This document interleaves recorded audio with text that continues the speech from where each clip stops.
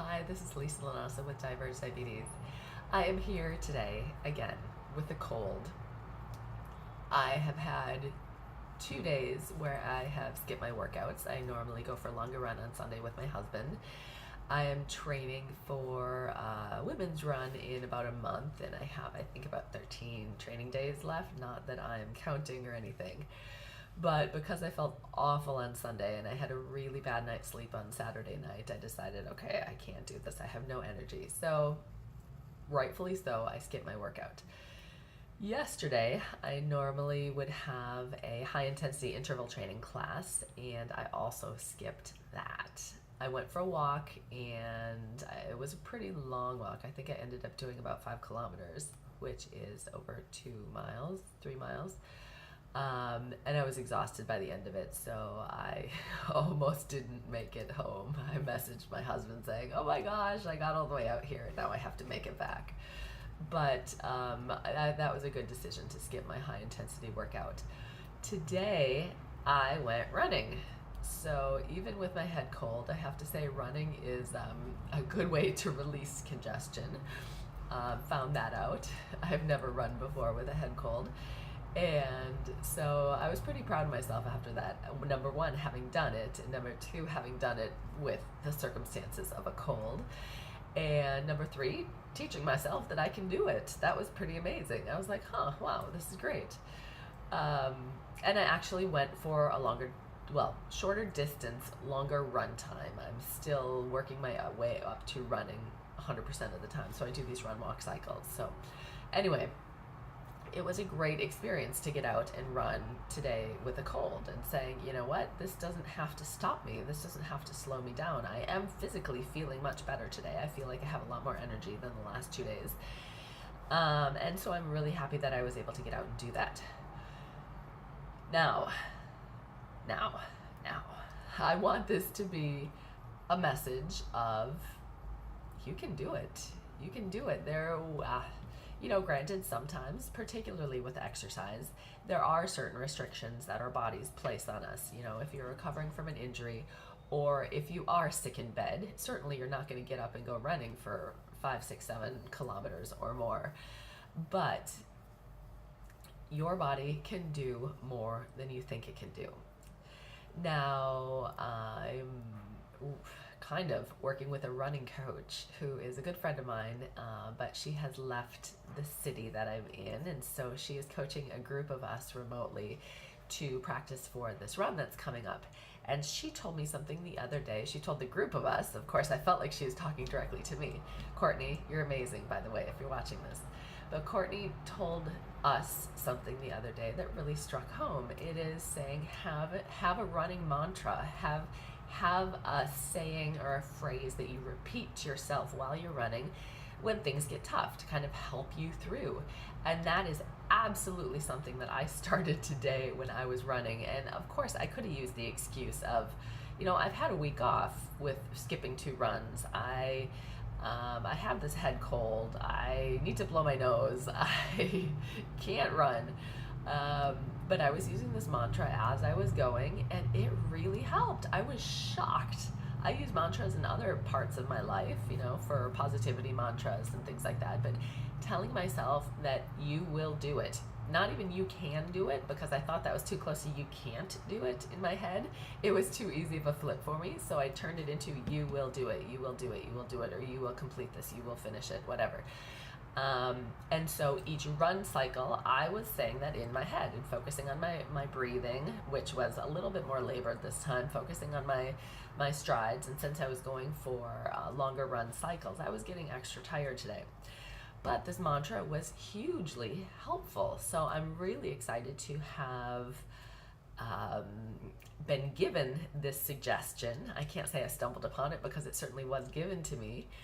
And I just think it is so incredibly useful. And I really think this is something that we can incorporate into other parts of our life to make things easier or to get through things that we otherwise might not be able to get through, or we think we might not be able to get through. Now, my MediFit coach, my MediFit trainer, She has a great saying that says you can do anything for 20 seconds. And that's true. Most of our high intensity workouts are 20 seconds. So you're doing 20 seconds of push-ups, or you're doing 20 seconds of burpees, or 20 seconds of these jumping jack sort of things that aren't completely natural looking, but you're doing all sorts of crazy things for 20 seconds each. But I've also used that in other parts of my life, saying you can do anything for 2 minutes, you can do anything for 4 minutes, you can do anything if I'm trying to concentrate, say at the computer I'm writing, I can do anything for 20 minutes. I can do anything for half an hour or an hour. And really, it is a mind game, and runners tell you that all the time, that they hit the wall and then it's figuratively, of course, not literally, but they hit the wall of exhaustion, and then they have to use these mind games or these tricks to be able to get past that and find their energy and their motivation again. So I just want to encourage you to look at what you're telling yourself. Look at if you might be making excuses to not do certain things, or if you're giving yourself a free pass when you really don't need a free pass. Certainly, if you are injured, if you are ill, if you have other extenuating circumstances that physically you can't go exercise or something along those lines, yes, I suppose then you have your pass.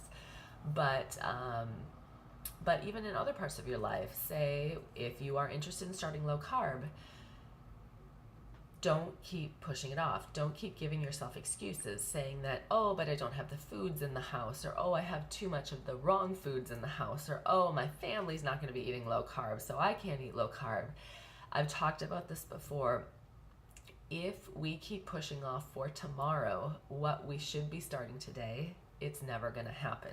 Don't make excuses saying that, oh, I'll start this next week, or next month, or after the holidays, or after I start making more money, or after my next grocery trip, or anything like that. If it is something that you are going to do, you commit to it, you don't make excuses, and you start it today. Now, I know that's a little bit of tough love, but it is absolutely true. If you are willing to make a commitment, it's not about discipline on your daily, everyday sort of, oh, should I do it, shouldn't I do it, that type of thing. Once you make a commitment, you make a commitment and you do it. Now, sometimes it takes a little bit of starting first in order to get that commitment going, in order to make it work. That's how it was with running. I started off really slowly and I didn't think I could do it, but I was interested. Some of my other friends were going to be doing it, so I said, you know what, I'm in pretty good shape, I think I could do this. And it started off and I did my first run and I was like, that wasn't so bad. I think I could do it again. I think I could do it a little bit more next time. And it starts off slowly, and then the commitment builds and builds and builds until I registered for the race, and now I have a final goal.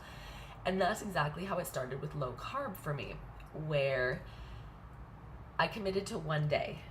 And I said, you know what, I'm going to follow Dr. Bernstein's plan for 1 day and see what happens.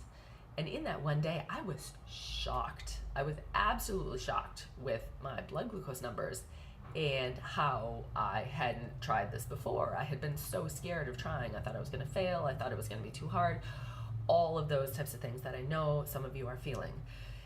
I tried it for 1 day. I made that commitment for 1 day. I'm getting the chills just thinking about this. I made that commitment for 1 day, not knowing how it was going to change the rest of my life. And this, I'm going to get emotional about this. But that 1 day led to 2 days, and led to 3 days, and led to a week. And after a week, I said, you know what, this is my life. This is too good to give up. And it just took starting 1 day. So please, take this. This video has gotten a lot longer than I anticipated, but take this, show up, make your commitment, and try it for 1 day. Whatever you're going to be trying, whether it's exercise, whether it's low carb, whether it's some other sort of self-improvement or commitment, try it for 1 day. Chances are you will see success and you will see positive outcomes, and that will be the catalyst for another day and a week and a month and a year and the rest of your life. You absolutely can do this. And I know this has been a roundabout sort of topic here, talking about all of my experiences with exercising, but please don't make excuses. Show up, do the work, make the commitment, and start with a day. Thank you so much. I really appreciate all of you. I'm so thankful that we can be here together, and I will talk to you again very soon.